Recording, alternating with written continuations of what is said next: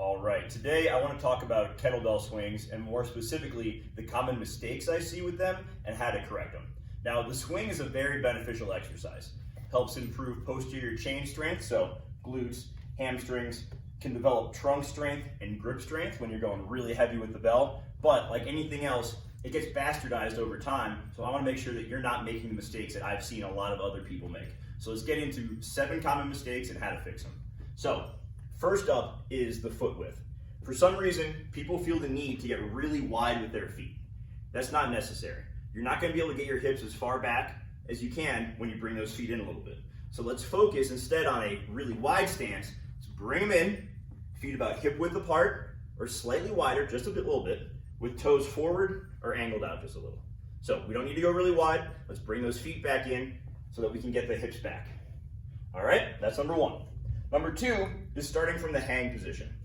What I mean by that is starting with the bell in your hands like so, and then using momentum to try to initiate the swing.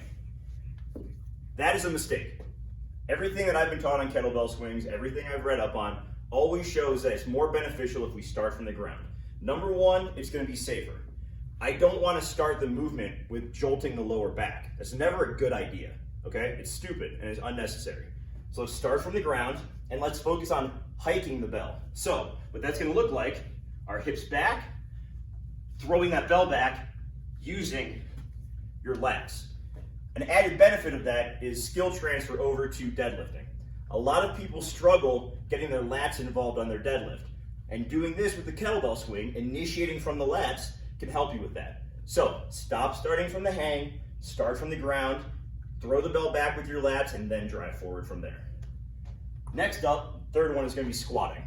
The kettlebell swing is a hip hinge. It is not a squat. I'm going to repeat that one more time.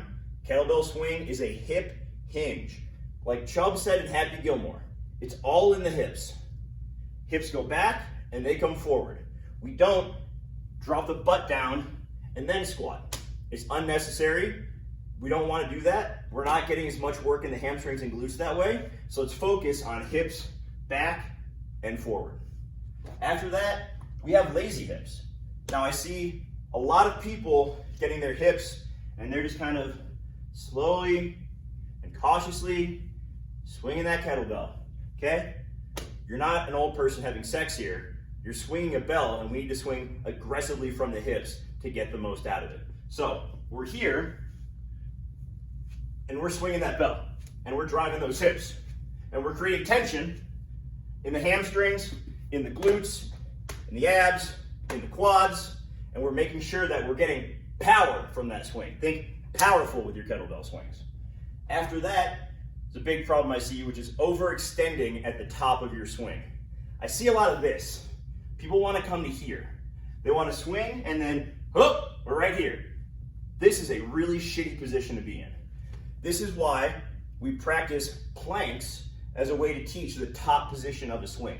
When you're doing a plank, you're not holding like this, or at least you shouldn't be. If you have someone who lets you get away with that, find someone else to help coach you.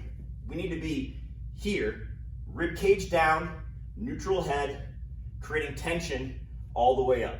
So that's where we want to be at the top of our swing. Not here, not butt back, but right here, drawn in. Straight line, everything's engaged. After that, we have a little combination of death gripping the bell and also shrugging the shoulders up. I see this all the time as well. People are afraid they're gonna let that bell go and it's gonna go flying and hit somebody. I appreciate your concern, but I've never seen someone all of a sudden lose control of their hands and not be able to control the bell during a swing. So don't worry about that. Loosen your grip a little bit and swing the bell, okay? We don't want to shrug the shoulders. We don't want to squeeze it too tight. If you're, gripping a 106-pound or heavier kettlebell and you need to squeeze a little bit harder, that's one thing. But if you're, swinging a 26-pounder, just relax. It's going to be fine. You're not going to let go of it. And then finally is the pooping dog. You probably just heard my dog bark. That's Duke. I don't want you in your swings to look like the way Duke does in the morning when he's taking a dump. And what I mean by that is getting down here with your swings. Back rounded, butt down, looking out to the world like, what's happening? Okay? We're not doing that. We want to make sure it's all in the hips once again, and at the bottom of the swing, we're right here. The problem I see the most that leads to the pooping dog is people want to move their hips back too quickly when the bell is descending. So as the bell comes down, wait for it until about your upper arm is by your rib cage, then move the hips back. This is a much better position than right here. This is what happens when you immediately move the hips back. We're in the pooping dog position. Don't look like Duke first thing in the morning, okay? Keep a nice strong back.